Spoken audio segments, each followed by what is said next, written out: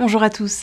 Cette semaine, je vous propose de découvrir ou redécouvrir le festival de films Les Écrans Documentaires, une 20e édition avec 11 films en compétition d'ici et d'ailleurs. Zoom sur une fenêtre ouverte sur le cinéma documentaire, mais pour l'heure, une page d'actu. Plus que quelques jours pour participer à la concertation sur le Téléval, ce téléphérique urbain qui reliera Villeneuve-Saint-Georges à Créteil à l'horizon 2020. Jusqu'au 28 octobre, exprimez vos attentes en déposant votre avis en ligne ou auprès des mairies de Créteil, Valenton, Limeil-Brévannes ou Villeneuve-Saint-Georges. Ce lundi 17 octobre 2016, les conseillers départementaux se sont réunis en séance plénière. Une séance durant laquelle Ibrahima Traoré prend la suite de Alain Desmarais au sein du conseil départemental du Val-de-Marne. Plus d'infos sur le site du département. De l'éducation à l'image, des expériences documentaires jeunes publics, des films en avant-première, le festival de cinéma Les Écrans Documentaires permet chaque année de bénéficier d'une programmation originale et sensible sur des sujets d'actualité. Je vous propose de découvrir la bande-annonce de l'édition 2016.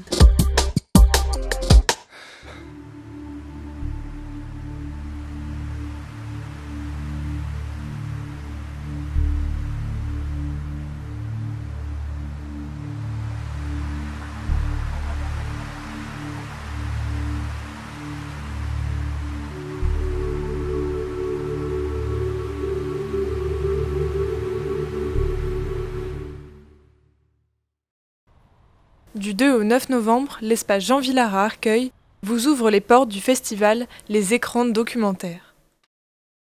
On propose dans le cadre de cette 20e édition des axes de programmation qu'on a présentés sur les dernières éditions. On aura un certain nombre de films en avant-première. On aura également une sélection compétitive de 11 films qui nous viennent de France mais aussi de l'étranger. You're mysterious, inconsolable, nostalgia. On aura une programmation thématique autour de la musique, intitulée Astral Weeks, plus particulièrement recentrée sur le rock de la fin des années 60, début des années 70. Like kind of the way chimps or baboons do before they're going to fight, like that. And as soon as I started doing that, up went the Astons. Également un axe de programmation qu'on développe depuis 3 ans qui s'appelle My Country Cinema, qui est consacré au cinéma en fabrication, à des portraits de cinéastes, aux cinéastes au travail, on va dire, dans un sens plus large. On aura également aussi 2 journées de programmation consacrées aux étudiants, même si elles sont ouvertes au grand public, avec une journée de parcours avec la réalisatrice Béatrice Cordon, une demi-journée de work in progress avec un autre réalisateur qui s'appelle Boris Nico, et puis une demi-journée de programmation en partenariat avec le MACVAL, qui ouvrira fin octobre une exposition sur l'artiste Jean-Luc Vernat. Et on a imaginé une programmation en résonance avec son œuvre. On aura également un certain nombre de séances destinées au jeune public et au public scolaire, à la fois sur la ville de Gentilly et à la fois sur Arcueil. Et puis également, et de manière plus conséquente cette année que les années précédentes, un certain nombre de séances hors les murs.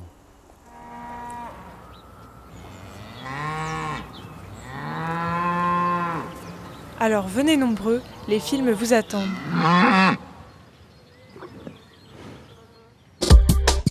Les écrans documentaires, c'est du 2 au 9 novembre 2016. Toute la programmation sur www.lesécransdocumentaires.org. À présent, un agenda spécial vacances d'automne. Monument Jeux d'enfants, c'est un week-end d'activités et de jeux pour remonter le temps au cœur des monuments nationaux.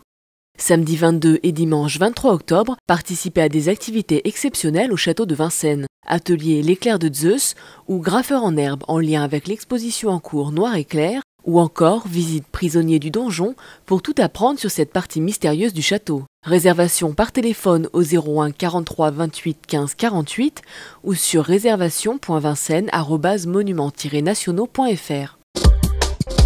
Faites le plein d'ateliers ludiques et interactifs à l'Exploradome de Vitry-sur-Seine. Lundi 24 octobre, l'atelier sur les 5 sens permet d'explorer ce lien au réel grâce à la manipulation, à l'analyse et à la compréhension de la relation entre le corps et le cerveau. Samedi 29 octobre, atelier cuisine moléculaire pour s'initier à la chimie au travers de recettes sucrées. Dimanche 30 et mardi 1er octobre, atelier Expo Bois autour de la nouvelle exposition temporaire du musée Promenons-nous dans le bois. Préinscription en ligne sur www.exploradome.fr. Comment est fabriqué le chocolat? Pour tout savoir sur ce petit plaisir à offrir, suivez l'artisan chocolatier de la chocolaterie Janin à Boissy-Saint-Léger qui vous montrera toutes les étapes de la création. Artisan chocolatier indépendant, dans l'atelier on transforme les fèves de cacao de façon artisanale pour en produire du chocolat brut d'exception. Réservation sur www.tourisme-valdemarne.com ou chocolaterie-janin.fr. À Vitry-sur-Seine, le musée d'art contemporain du Val-de-Marne vous invite à des VIP, visites inattendues à partager, des PVC, parcours visites créatives et des VVF, visites à voir en famille durant toutes les vacances, ou des ateliers fabriques d'art pour les enfants.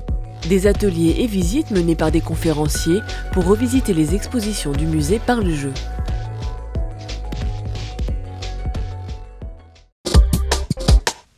À présent, dans votre sélection Théval+, retrouvez un reportage sur la nouvelle exposition Promenons-nous dans les bois à l'Exploradome de Vitry-sur-Seine, reportage sur le raccordement de la fibre optique dans le sud-est du Val-de-Marne et enfin une infographie pour tout savoir sur la concertation. Vallée d'Eau, c'est terminé pour aujourd'hui. Très bonnes vacances.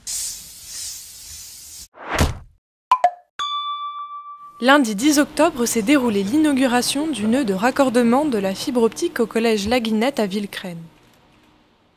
Pour lutter contre la fracture numérique et permettre à tous l'accessibilité au très haut débit, le Conseil départemental du Val-de-Marne finance avec l'État et la région la construction d'un réseau de fibre optique à Santeny, Villecresnes, Mandres-les-Roses et Périgny-sur-Yerres pour un montant de 5,8 millions d'euros. En 2011, le département a voté son schéma départemental d'aménagement numérique afin de lutter contre la fracture numérique et de déployer la fibre optique sur l'ensemble du département. Donc pour cela, en 2014, nous avons lancé une délégation de service public qui a permis de déployer la fibre optique sur le plateau Briard, territoire qui était oublié des opérateurs, sur lesquels il n'y avait pas d'investissement privé prévu dans les 10 prochaines années. Donc le département a décidé donc d'investir afin que tous les habitants puissent disposer de la fibre optique dans les meilleurs délais. C'est une révolution pour nous puisque jusqu'à présent nous avions un débit relativement faible et nos élèves et nos professeurs vont pouvoir exploiter pleinement cette opportunité. Les gens sont très contents au niveau de Villecresnes d'avoir cette fibre parce qu'on a aujourd'hui un débit qui est extrêmement faible et même au niveau des entreprises, ça pose aujourd'hui des problèmes. Donc nous sommes très contents que la fibre commence à arriver à Villecresnes et dans les villes avoisinantes comme Santeny, Périgny, Mandres-les-Roses bien entendu. Un département, ça vit, ça respire. Il va y avoir de nouveaux collèges qui vont être construits, d'autres qui vont être fermés, j'imagine. Et bien, Valofibre, pendant 25 ans, en fait, il va accompagner le département dans l'aménagement numérique du territoire en fonction d'ouverture, de fermeture, de nouveaux besoins. Mais en tout cas, le département a un formidable outil, puisqu'en fait, il a de la fibre à disposition sur tout le département. Une volonté politique forte de raccorder l'ensemble des équipements départementaux. Sur les collèges, l'objectif est effectivement de fibrer la totalité des collèges d'ici la fin de l'année. Aujourd'hui, on a plus de la moitié des collèges qui sont fibrés, donc plus de 50 collèges. Notre objectif, c'est de faire la totalité pour fin 2016. En parallèle, on déploie la fibre aussi sur tous les autres établissements départementaux, les crèches, les PMI, les espaces de solidarité. Et bien évidemment, la fibre pour les habitants du plateau Briard, qui là concerne 9000 logements. Chaque mois depuis 2016, 15 à 20 bâtiments départementaux sont reliés à la fibre. Tous les Val-de-Marnais seront connectés au très haut débit d'ici 2020.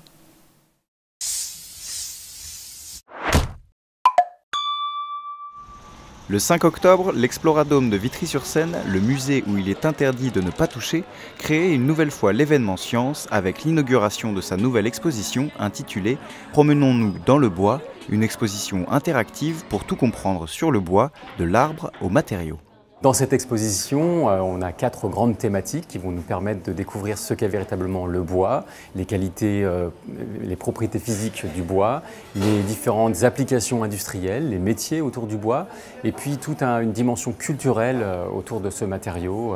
À l'Exploradome, il est interdit de ne pas toucher. Ici, on doit manipuler. Et nous, notre objectif, c'est de semer des graines de science, que les gens qui sortent d'ici se disent je peux le faire, c'est aussi pour moi, j'en ai envie de revenir, j'ai envie d'aller plus loin dans cette découverte. Jeux, constructions, maquettes, essences, expériences ludiques et créatives proposent aux petits et grands de découvrir le bois dans tous ses états. Cette petite manip ici, elle vous présente en fait les propriétés du bois en fonction de la façon dont on va couper le bois dans la branche. Si on coupe en transversal, c'est-à-dire la coupe où on va voir les cernes du bois, eh bien, on a un bois qui est très dur, qui n'a absolument pas de souplesse, qui est très résistant et cassant.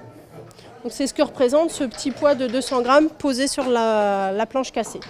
Et ici, en fait, on a des planches qui sont coupées dans 2 orientations différentes du bois. Cette planche, elle suit les veines du bois. Et celle-ci, elle est coupée perpendiculairement aux veines. Et là, on va avoir une certaine résistance. Et quand j'appuie dessus, si j'appuie sur l'autre, on a beaucoup plus de souplesse. Donc ça va permettre de travailler sur les matériaux du bois. On va choisir des planches en fonction des besoins de souplesse qu'on veut pour certaines poutres ou certaines planches, pour la construction par exemple. Ça va avoir son importance de choisir le sens du bois dans lequel on va faire la planche. Trouver les phénomènes physiques, je trouve ça vraiment bien, parce que ça nous permet d'apprendre certaines choses qu'on ne savait pas avant. Et même si on les savait, ça nous permet de les voir d'un certain angle. Je trouve ça vraiment, vraiment très bien. Je pense que les enfants aiment bien toucher, même si au départ ils ne comprennent pas tellement bien l'affinité, mais le fait de toucher, c'est quand même très important pour eux. C'est ludique. Je suis venu avec une cousine qui a 8 ans et qui s'est beaucoup amusée, qui a beaucoup appris, qui a touché, qui a joué, et je sentis vraiment qu'elle s'y plaisait. L'Exploradome organisait également une Open Bidouille Camp, véritable foire aux bidouilleurs et bricoleurs, venus présenter leurs travaux et recherches au public, de la guitare bricolée avec des matériaux de récupération à la tongue lumineuse jusqu'aux portraits imprimés en 3 dimensions, il y en avait pour tous les goûts. C'est la dernière nouveauté. Alors ce robot, là, il est très original parce qu'il scanne la personne. Donc là, la personne monte sur un siège qui tourne un petit peu, mais le robot scanne tout le visage de la personne et donc fait un portrait 3D de la personne. Une fois que le portrait 3D est fait, il y a une imprimante 3D qui va imprimer sa tête de manière immédiate. Toutes ces techniques-là, ça nous permet auprès des enfants, auprès de tout le public, d'expliquer et de raconter un petit peu toutes ces technologies. Ça surprend beaucoup, surtout que c'est très ressemblant. Voilà, donc c'est bien. Ça fera un petit souvenir de la journée en fait. La nouvelle exposition de l'Exploradome Promenons-nous dans le bois accueille tous les publics à partir de 4 ans jusqu'à la fin septembre 2017. Transport, voirie, espaces verts, construction de nouveaux bâtiments, certains projets impactent directement la vie des citoyens. Pour les concevoir au mieux, les pouvoirs publics peuvent mettre en place des concertations. Mais c'est quoi une concertation ? Une concertation, c'est une démarche qui vise à associer la population à une prise de décision publique. Il s'agit de recueillir l'avis des habitants pour qu'ils enrichissent et précisent un projet. Dans un premier temps, l'institution présente son projet à la population. À l'aide de brochures, d'une exposition, d'un site internet, chacun doit pouvoir s'informer. Ensuite, les citoyens sont appelés à donner leur avis. Cela peut être en participant à une réunion publique, en remplissant un coupon-réponse ou en donnant son avis en ligne. Mais au fait, peut-on donner son avis lorsqu'on n'est ni un professionnel ni un expert sur le sujet ? Bien sûr ! N'oublions pas que ce sont les habitants qui connaissent le mieux le territoire dans lequel ils vivent. Ce sont eux les futurs bénéficiaires du projet. Est-ce que ça sert vraiment de donner son avis ? Oui, l'ensemble des avis exprimés est retranscrit dans le bilan de la concertation. Une fois le bilan approuvé, il est rendu public. Quand la concertation est suivie d'une enquête publique, le bilan est obligatoirement intégré au dossier de l'enquête. L'institution n'est pas obligée de prendre en compte les différentes remarques. Parfois, certaines demandes sont tout simplement impossibles, mais les demandes fortes du public sont étudiées pour connaître leur faisabilité. Donner son avis, c'est important pour améliorer les projets.